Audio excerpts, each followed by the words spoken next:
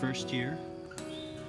It's basal rosette, so you can see much larger leaves, no flowering tops, no stem.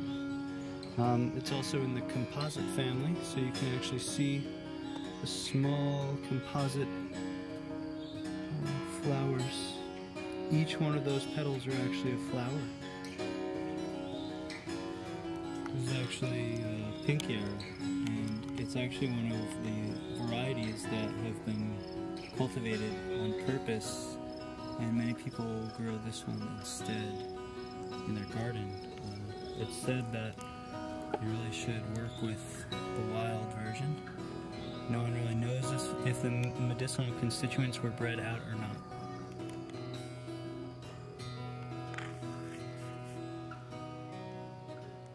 It has a very sweet smell.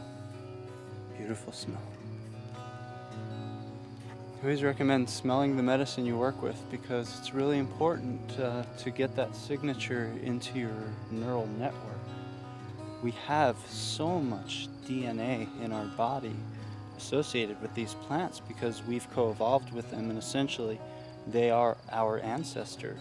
So when we smell them, we really engage a neural map that goes long beyond being a modern human, much more towards a Neanderthal or the Paleolithic brain, which was structured around sensorial experience with plants, such as smelling and tasting them, and really working with that for 10 to 15,000 years to hone our senses, if not looking at the Neanderthals being closer to 200,000 to 300,000 years of coevolution. And we know that they were herbalists, and we know that they worked with herbs. So it's a pretty incredible thing to think about. Indigenous people still around the world know that the plants are really important for our survival as a species.